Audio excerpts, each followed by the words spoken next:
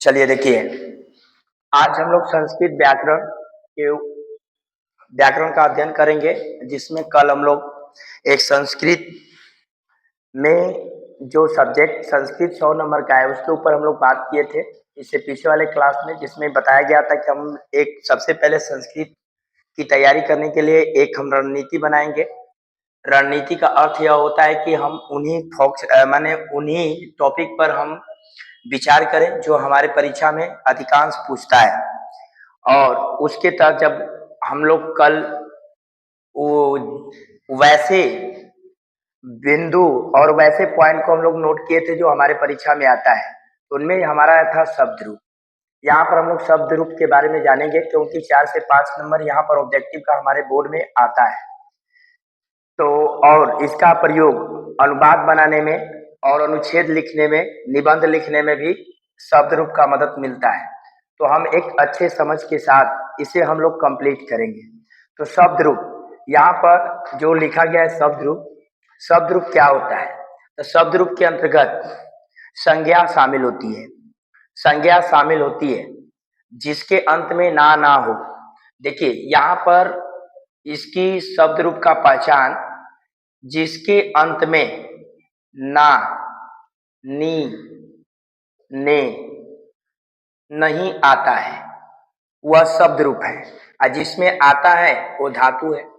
न, ना, नी, ने नहीं आता, ना, न, ना, ने, ये सब नहीं रहता है, वो शब्द रूप होता है। जैसे जैसे राम, श्याम, गीता, सीता, इनके अंत में ना नहीं है, न, ना, नी नहीं है।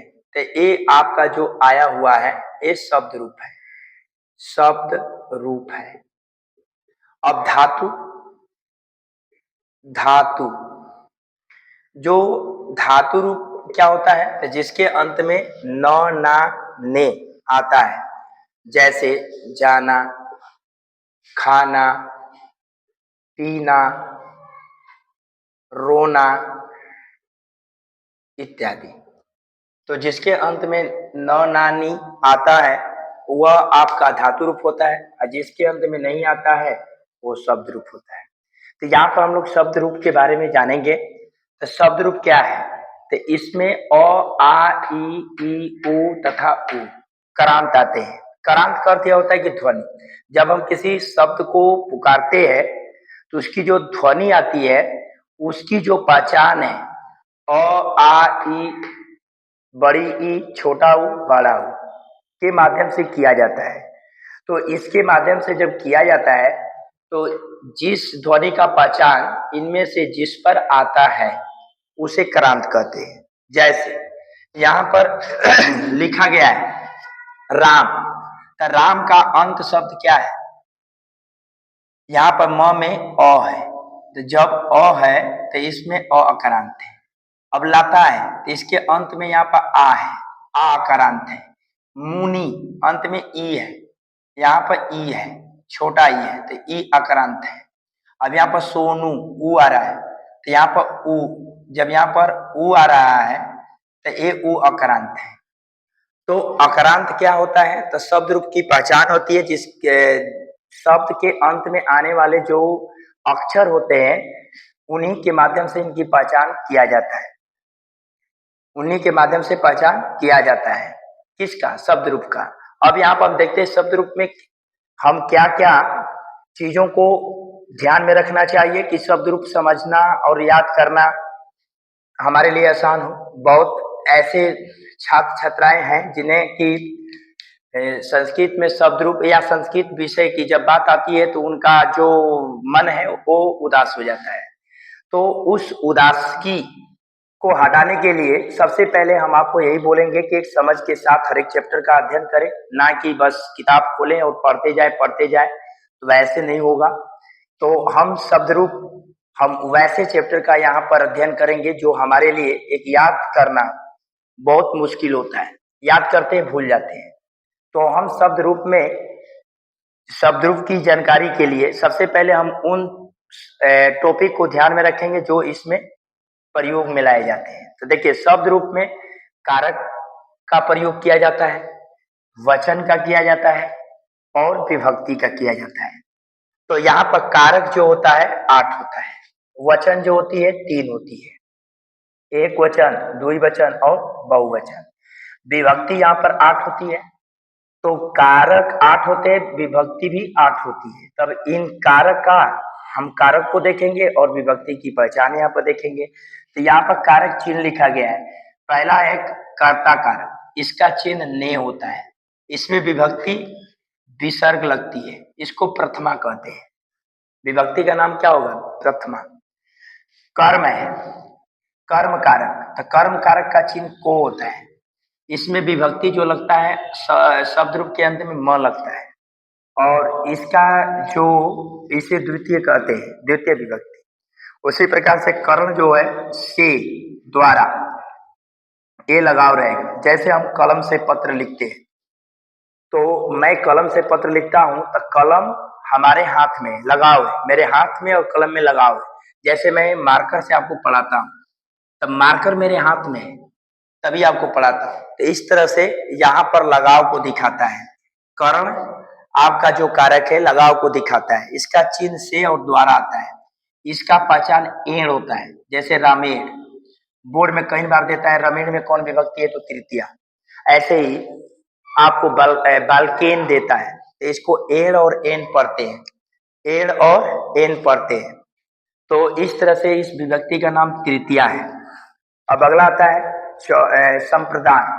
चौथा कारक जो है संप्रदान है, इसका अर्थ है के लिए, इसकी चिन्ह के लिए होता है। यहाँ पर के लिए का प्रयोग किया जाता है कि कर्ता ने अपने लिए काम नहीं करता है, किसी दूसरे के लिए करता है। जैसे मैं आपके लिए पढ़ता हूं, तो यहाँ पर किसी का, हम किसी के लिए जब कार्य करते हैं तो उसको संप्रदान कहते हैं। तो इसका पहचान आय होता है, आय होता है, और इसमें विभक्ति जो लगती है चतुर्थी है। अपादान है, यहाँ पर से है, जबकि कर्ण में भी से है, तो यहाँ पर लगाव है, लेकिन यहाँ पर अपादान में जो से है यहाँ पर जुदाई है। जैसे आपने देखिए, वह बाजार जाता है, सॉरी, वृक्ष से पत्ते गिरते हैं, गिरते हैं। वह घर से बाजार आता है। तब यहाँ पर समझना है, यहाँ पर अपदान मतलब से जुदाई है, और यहाँ पर करण है, से लगाव था। तो यहाँ पर बताया गया था जैसे मैं पत्र लिखता हूँ तो पत्र लिखूंगा, या मैं कलम से पत्र लिखता हूँ, मैं कलम से पत्र लिखता हूँ तो कलम हमारे हाथ में है तभी लिख पाऊंगा। तो यहाँ पर लगाव है, लेकिन यहाँ पर अपादान जो आया है से जुदाई। तो जुदाई के बारे में समझिए दो उदाहरण से, पहला और दूसरा। देखिए, वृक्ष से पत्ते गिरते हैं, तब वृक्ष से जब पत्ता गिरेगा तो नीचे आएगा। वृक्ष से जब पत्ता गिरेगा, मान लीजिए कि ये वृक्ष है, तब यहां से पत्ता गिरेगा तो कहाँ आया? नीचे। ये पत्ता हमारा नीचे आया, ये पत्ता हमारा नीचे आया, तब वृक्ष यहाँ पर आ, पत्ता नीचे आया, तो ये दोनों में जुदाई हुआ। जुदाई, जुदाई को अलगाव कहते हैं, अलगाव, यानी पेड़ और पत्ता में अलगाव हो गया, तो जुदाई का अर्थ है अलगाव। तो यहाँ पर देखिए, वृक्ष से पत्ते गिरते हैं तो वृक्ष से पत्ते का अलगाव हो गया। अब वह घर से बाजार आता है। देखिए, घर और बाजार, यानी वो व्यक्ति जो है, वह जो है, अब पहले घर था, अब आ गया बाजार, तो घर से इसकी जुदाई होगी। तो इस तरह से अपादान में जुदाई। इस विभक्ति का नाम आप, इसका नाम पंचमी। आगे है संबंध। संबंध में का, की, के, रा, रे, री आता है, और इसका पहचान यश से होता है और षष्ठी विभक्ति लगती है। तो यहाँ पर आपको ये देखना है कि संबंध क्या है। तो इसका उदाहरण यदि हम लिखे, यानी संबंध का उदाहरण यहाँ पर लिखे, तो यहाँ पर हो जाएगा इसका उदाहरण, राम की पत्नी, राम की पत्नी। तो देखिए राम की पत्नी, तो राम और पत्नी में क्या है, संबंध है। अब यहां कहा जाए राम की पत्नी हो गया, अब यहां पर कहा जाए मेरा, राम की पत्नी यहां पर का की जो है इससे मिल रहा है। अब यहां पर कहा जाएगा वह राम का लड़का है। तो देखिए ये वह और राम में संबंध है, यानी यहां पर सॉरी यहां पर राम है और लड़का है, तो यानी राम और लड़का में क्या है, संबंध दिखाया गया है। चिन्ह के आधार पर हमको देखना है, चिन्ह जहां पर रहेगा, देखिए चिन्ह यहाँ पर का की है, तो राम और लड़का में यहाँ पर संबंध दिखाया जा रहा है। अब यहाँ पर ये भी आ जाता है कि बिहार राज्य की राजधानी, बिहार की राजधानी पटना है। तो देखिए यहाँ पर बिहार और जो राजधानी का यहाँ पर संबंध दिखाया गया है, यानी बिहार की राजधानी पटना है, तो यहाँ पर का की जब भी आता है वो संबंध को दिखाता है।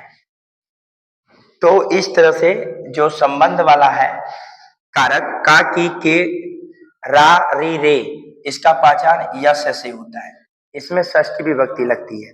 अगला आता है अधिकरण। अधिकरण में देखते हैं तो इसमें में पै पर, इसमें ए विभक्ति लगी रहती है और इसका नाम है सप्तमी।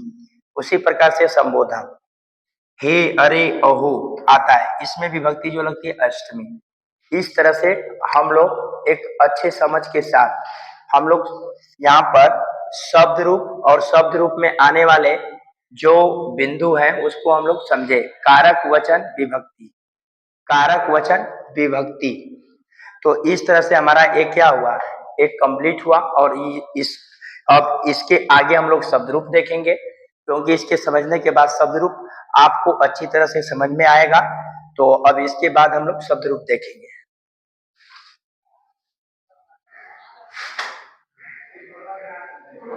चलिए देखिए अब हम लोग शब्द रूप को यहाँ पर समझेंगे। शब्द रूप में लिंग चलता है, शब्द रूप में लिंग चलता है, तो लिंग इसमें पुरुष है और स्त्री है। तो यहाँ पर हम लोग जब पुरुष और स्त्री समझे तो यहाँ पर देखिए पुरुष में अ आक्रांत चलता है तो स्त्री में आ आक्रांत चलता है। तो यहाँ पर जो राम है, यहाँ पर जो राम है तो राम में अंत में अ है, तो ये अ आक्रांत है। तो यहाँ पर राम शब्द का, ये जो राम का है, राम का शब्द रूप यहाँ पर हम लोग देखेंगे। और इसके साथ साथ राम के ऊपर जितना जितना अ आक्रांत है,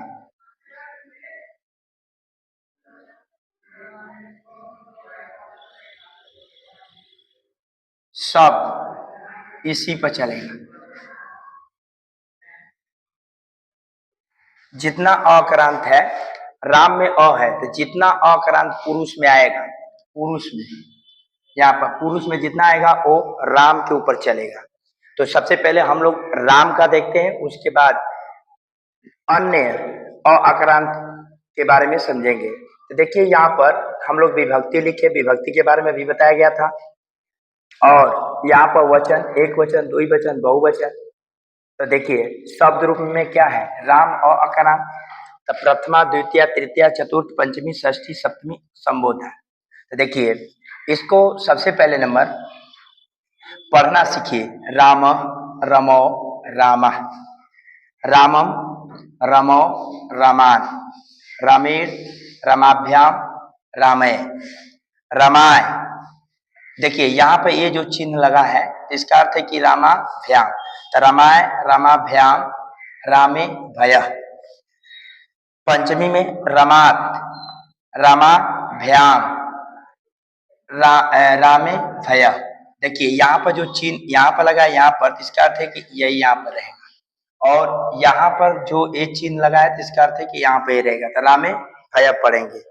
फिर षष्ठी, रामस्य रमयो रामाराम, रामे, रमयो, रमेशु, हे राम, हे रम, हे राम। तो इस तरह से हम लोग राम का शब्द रूप पढ़ेंगे। अब इसको हम समझेंगे कि याद कैसे करें।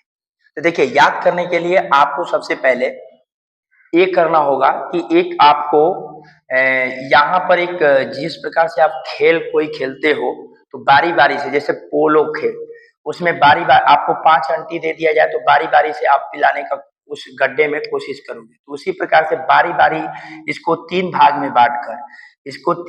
में बांट कर इसे देखे कि पहले क्या है। देखिए, राम है, रामम है, रमेण है, रमाय है, रमात है, रामस्य है, रामे है, हे राम।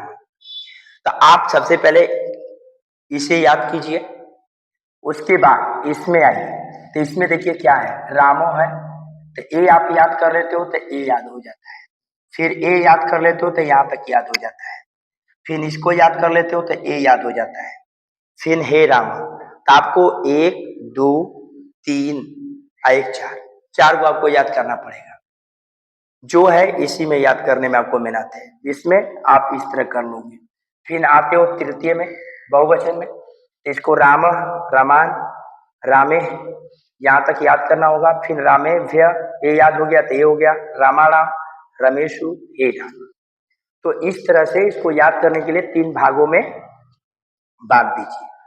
अब बात ये आता है कि बहुत लड़के बोलते हैं, छात्र छात्राएं, कि हम याद करते तुरंत भूल जाते हैं। तो देखिए, इसके लिए एक ही उपाय है कि इसको बार बार लिखिए, इसे बार बार लिखिए आप, सुबह, दोपहर, शाम, 3 टाइम आपको 5-7 दिन लगातार लिख देते हैं तो ये आपके माइंड में छप जाता है। और आपको याद करना नहीं है, क्योंकि याद करके आप क्या कीजिएगा, आप लिख लेते हो तो ये जब कहीं भी बोर्ड में दे देता है, जैसे रमेश, तो आपको याद नहीं है, लेकिन एंड वाले बात पर आपको ध्यान में आ जाएगा कि तृतीया का प्रथम विभक्ति। तो लिखने से ही फायदा है कि यदि भूल भी जाते हो तो आपके माइंड में ये चीज बना रहेगा। तो इस तरह से हम लोग राम का देखें। अब यहाँ पर समझते हैं कि इसके ऊपर चलने वाले शब्द क्या होते हैं। बालक, मोहन, सोहन, रोहन, जितने भी पुरुष हैं इत्यादि, जितने भी पुरुष हैं जिसमें अ अकारांत आता है वो सब राम पर चलेंगे। लेकिन आप ध्यान में रखिएगा, बोर्ड में राम का और बालक का अक्सर पूछता है। तो अब देखिए, कोई आपसे पूछ देता है कि बालक का तृतीया में क्या होगा, तो यहाँ पर बालक लिख देना है।